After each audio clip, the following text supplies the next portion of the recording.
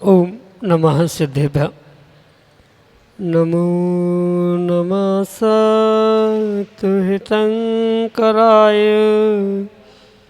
वीराय भव्याम्बुजभास्कराय अनंतलोकाय सुरार्चिताय देवादिदेवाय नमो जिनाय देवादिदेवाय नमो जिनाय।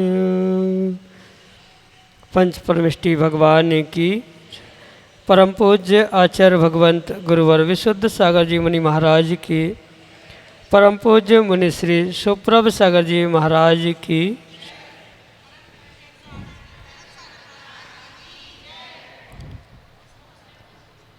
वह क्या अनूठा दृश्य होगा जब उस समुसरण के मध्य श्रेणिक ने तीर्थंकर भगवान महावीर स्वामी से साक्षात 60,000 प्रश्न किए और भगवान ने अपनी ओंकारमयी वाणी में उन प्रश्नों का सम्यक रूप से समाधान प्रदान किया।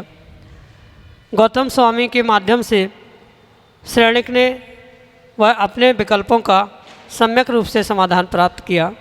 आज साक्षात भले ही समूहशरण में महावीर स्वामी नहीं हैं, लेकिन उनकी प्रतिमा के रूप में जो हम गौतम स्वामी के मुखारबिंदु से जैसे श्रेणिक को समाधान प्राप्त हुआ था, वैसे ही परम पूज्य मुनि श्री सुप्रभ सागर जी महाराज हमें हमारे ही मन के विकल्पों का आगम के परिप्रेक्ष्य में सम्यक समाधान प्रदान करते हैं और वही सम्यक समाधान हमें निश्चित ही निर्विकल्पता की ओर ले जाने वाला होता है।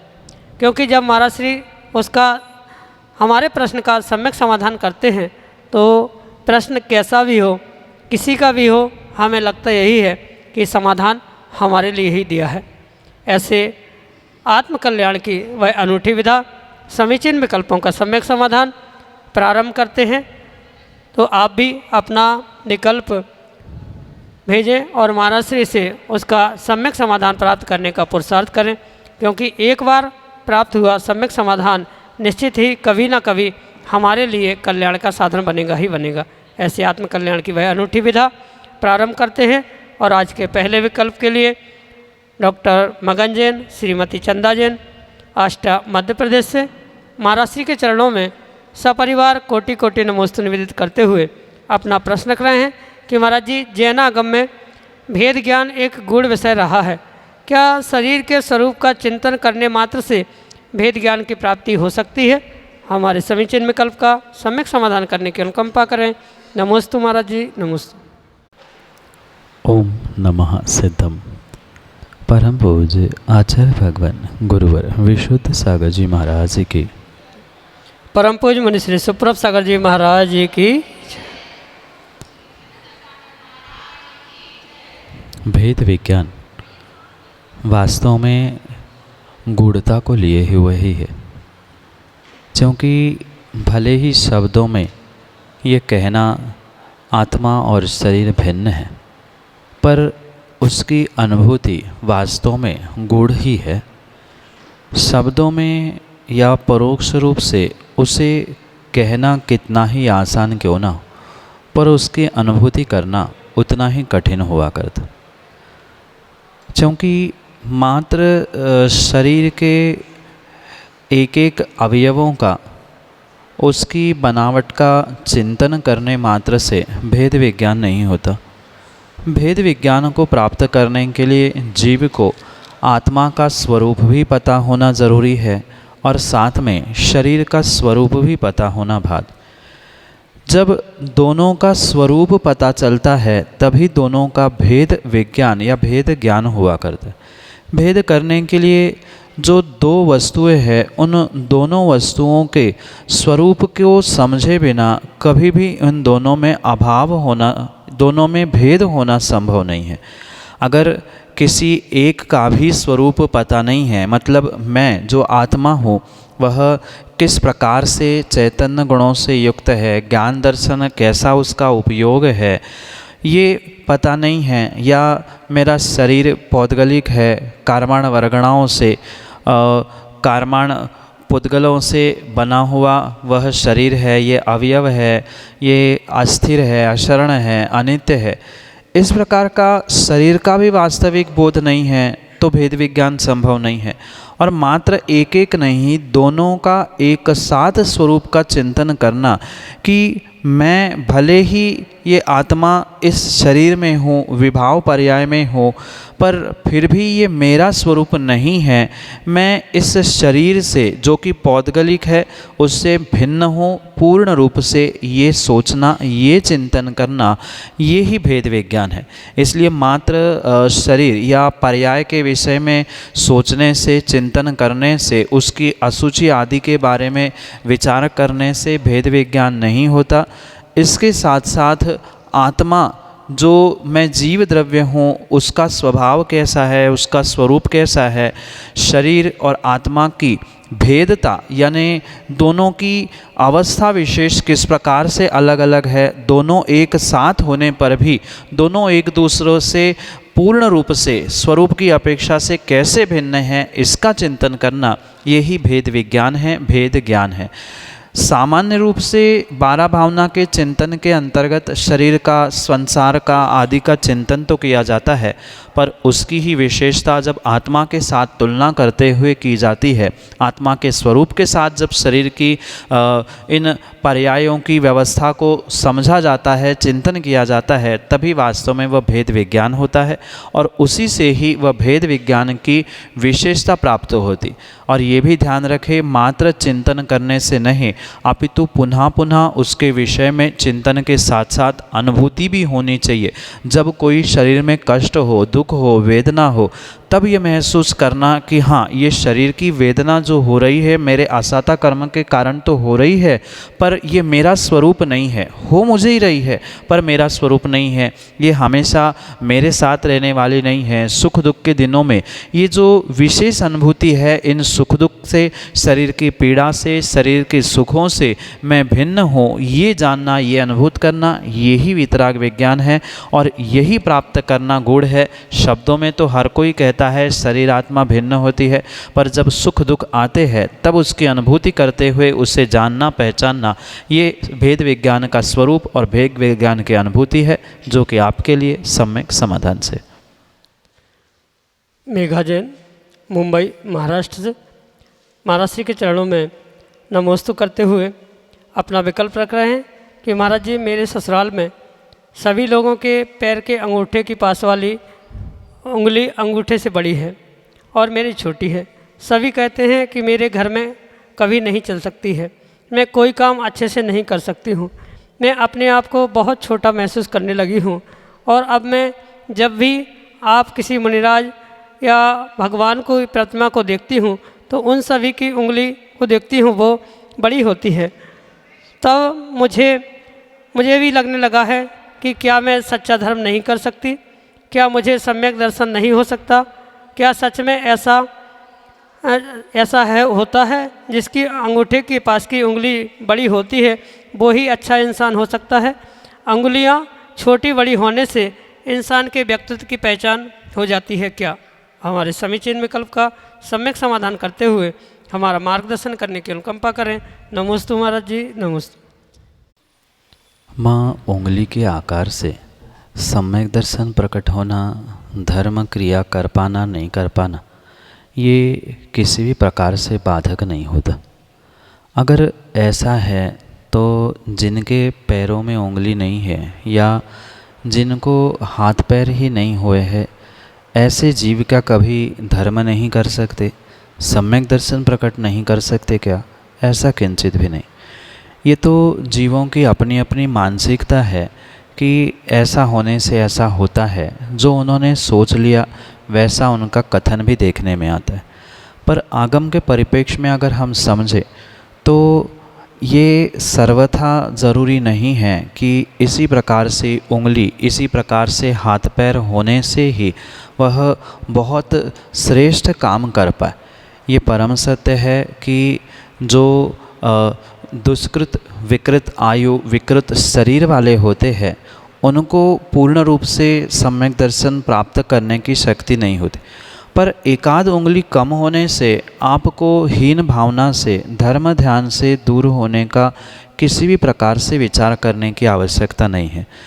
ये सर्वोत्कृष्ट बात है कि शरीर जिस प्रमाण से कहा गया है उस प्रमाण से होना चाहिए, पर नहीं होने से किसी भी प्रकार से वह व्यक्ति घर में कुछ नहीं कर सकता, धर्म नहीं कर सकता, पूर्ण रूप से सम्यक दर्शन भी प्राप्त नहीं कर सकता, ऐसा सर्वथा नहीं है।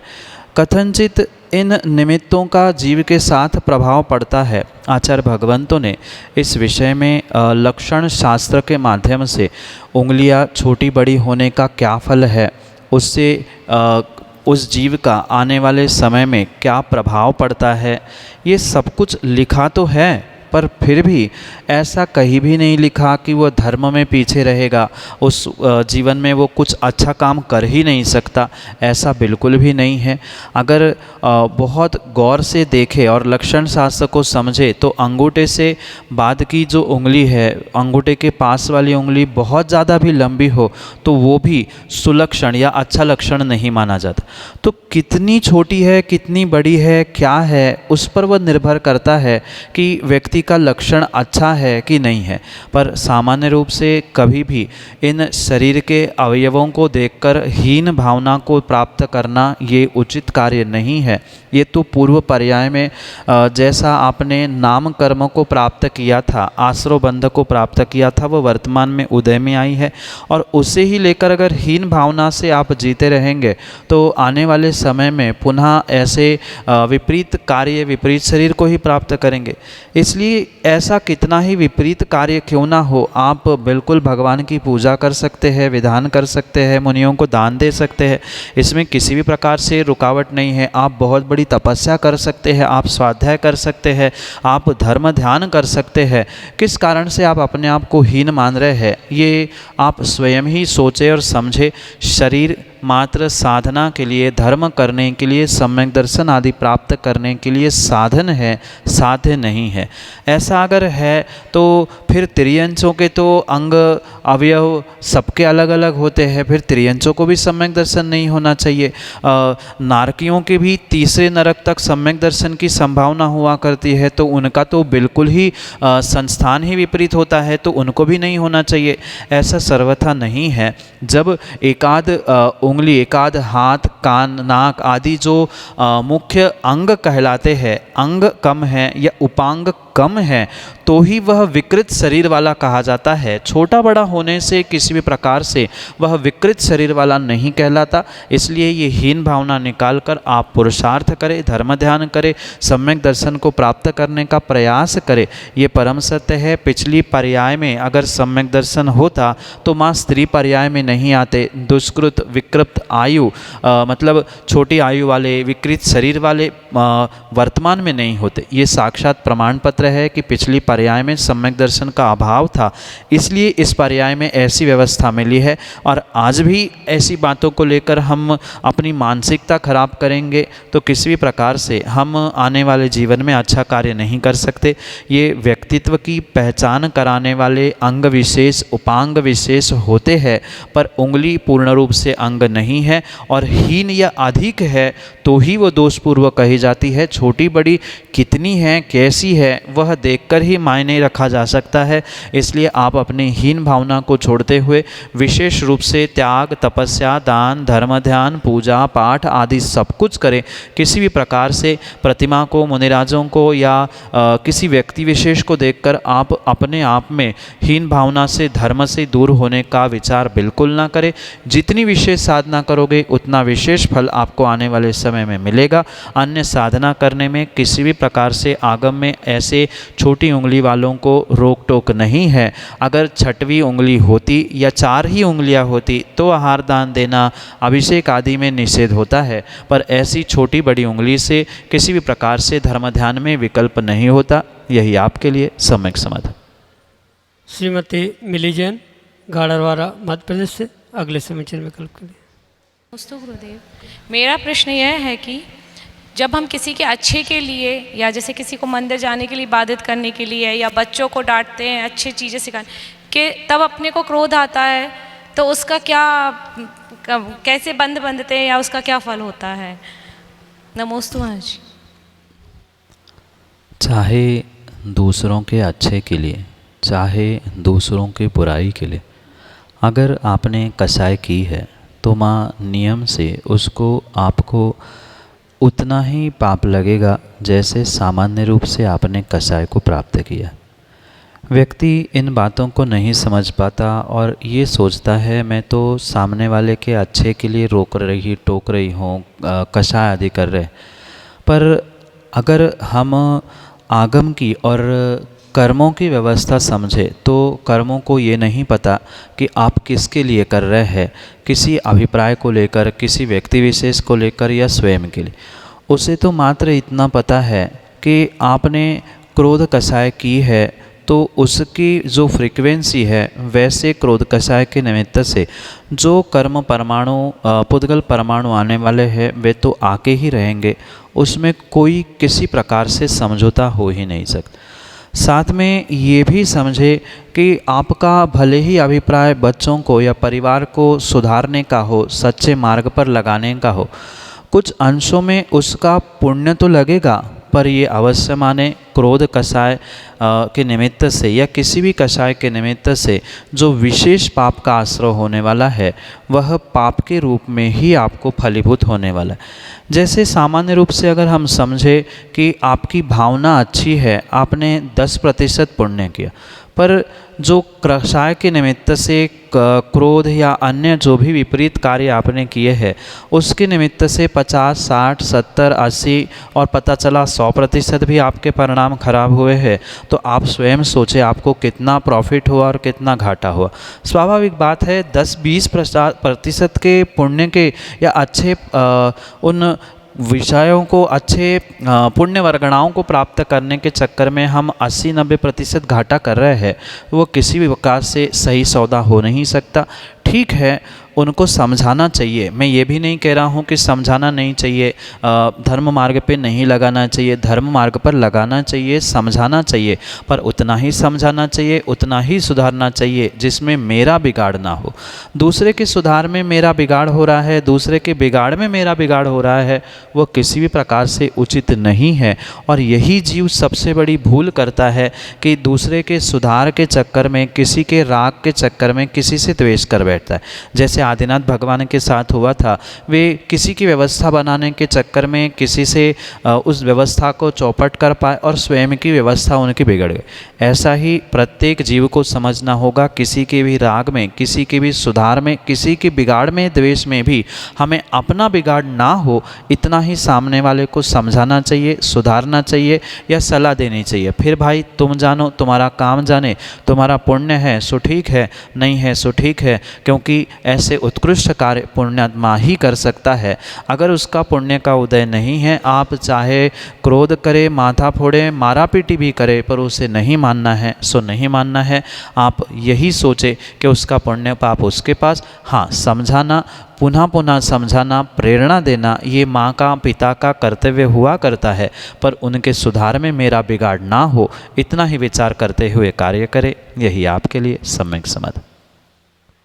श्रीमती साधना जैन, गाड़रवारा, मध्य प्रदेश से अगले समीचीन विकल्प के लिए। नमोस्तु महाराज जी, नमोस्तु नमोस्तु। हमारा प्रश्न है, जीवन में मूल्यवान क्या है? समय पे किया गया काम ही वास्तव में मूल्यवान, कीमती, अनर्घ्य हुआ करता है। अगर जीव कोई कार्य समय पर नहीं कर पाता है और भले ही बाद में एक नहीं 50 बार उन कार्यों को दोहराने का प्रयास करता है, वह किसी प्रकार से मूल्यवान नहीं हो सकता। जैसे कोई किसान है, साल भर की मेहनत एक तरफ होती है और समय पर उस खेत में जो बुआई होती है, बोनी होती है, वह परम आवश्यक होती है। इसलिए आचार्य भगवंतों ने शिष्य के प्रश्न को उत्तर देते हुए कहा, शिष्य ने पूछा, अनर्घ्यम किम, हे भगवान, इस मेरे जीवन में अनर्घ्य क्या है, मूल्यवान क्या है? तब आचार्य भगवंत अपने शिष्य को उत्तर देते हैं, यद अवसरे दत्तम, यानी अवसर समय पर जो दिया गया है, जैसे जो भूखा है, प्यासा है, उसको समय पे आपने पानी दिया है, वह मूल्यवान है बाद में अमृत पिलाने की अपेक्षा से। कोई दीनहीन है, गरीब है, उसके लिए जो उस समय उसकी आवश्यकता है, उस समय आपने भले ही 10, 20, 50 रुपए भी दिए हैं तो वह मूल्यवान है लाखों करोड़ों की बोली लेने की अपेक्षा से। तो ये स्वाभाविक रूप से समझे कि जीवन में मूल्यवान वह वस्तु है जो सबसे समय पर दी जाती है। मात्र एक कोई विशिष्ट दान या कोई विशिष्ट कार्य ही नहीं, अपितु आपने जो भी कार्य समय को समझते हुए विवेक के साथ किया है वही मूल्यवान होता है। क्योंकि बाद में समय निकलने के बाद करोड़ों अरबों की बोली लगाने वाले, दान देने वाले इस संसार में बहुत सारे हुआ करते हैं, पर जो समय की नज़ाकत को समझते हुए सामने वाले के अवस्था विशेष को समझते हैं कि हाँ, इसको कब क्या ज़रूरत है, उस समय आपने किया हुआ जो थोड़ा सा सहयोग है, थोड़ा सा चवन्नी अठन्नी का भी सहयोग है, वह उस जीव के लिए और आपके लिए भी बहुत अनर्घ्य और बहुत मूल्यवान हुआ करता है। क्योंकि जिसको जब ज़रूरत है ही नहीं है, उसको आपने कई बार बहुत कुछ खिलाया पिलाया, बहुत कुछ देने का प्रयास किया, उसको उसकी कीमत ही नहीं है। क्योंकि भूखे को सूखी रोटी और मिर्च भी कार्यकारी होती है एक दिन निकालने के लिए। और अक्सर यही होता है कि व्यक्ति जिसको ज़रूरत नहीं है उसको तो देता है, और जहाँ ज़रूरत है, जिस समय ज़रूरत है, उस समय पर दे नहीं पाता। इसलिए समय पर समय के कार्य करते हुए अवसर पर दिया हुआ दान, अवसर पर किया हुआ कार्य ही जीवन में मूल्यवान हुआ करता है। यही आपके लिए सम्यक समाधान। श्रीमती मोनिका जैन, गाड़रवाड़ा, मध्य प्रदेश से अगले समीचीन में कल्प करें। हे स्वामी, भिन्न विचारधारा के कुछ लोगों का कहना है कि हम तो मात्र भावलिंगी मुनि को ही नमस्कार करते हैं। कितना सही है? वर्तमान में इतना ज्ञान है क्या कि भावलिंगी की पहचान हो सके? माँ, पहली बात तो मात्र भावलिंगी मुनि नहीं होते, अपितु भावलिंगी श्रावक भी हुआ करता है। और जब जीव पहले अपने भावलिंगी श्रावक पने की खोज कर नहीं पा रहा है, उसे किसी भी प्रकार से मुनियों के द्रव्यलिंग और भावलिंग खोजने का अधिकार नहीं। सबसे पहले व्यक्ति को अपना लोटा छानना चाहिए। जब स्वयं का ही लोटा छन नहीं रहा है, हम दूसरों के थाली में पड़ा हुआ छोटा सा बाल और छोटा सा दोष क्या खोज रहे हैं? ये वर्तमान के कुछ भिन्न विचारधारा वालों के जीवों का एक विपरीत सोच बन रहा है कि हम मात्र उनको ही मानते हैं, इनको नहीं मानते, यही संघ विशेष ऐसा है, ये संघ ऐसा नहीं है। ये छोटी सोच वालों का विचार हो सकता है और उनकी मानसिकता हो सकती है। अगर हम आगम के तीर्थंकरों के प्रमाणों को समझे तो वहाँ किसी भी प्रकार से आचार्य भगवंतों ने नमोकार या किसी मंत्र में ये नहीं लिखा है नमो लोहे सव्व भावलिंगी साहुणम, ऐसा शब्द नहीं लिखा। वहाँ नमो लोहे सव्व साहुणम, जगत के जितने भी साधु है वह आपके लिए साधु तुल्य है, मुनि तुल्य है, और आप श्रावकों के लिए नमस्कार करने योग्य है।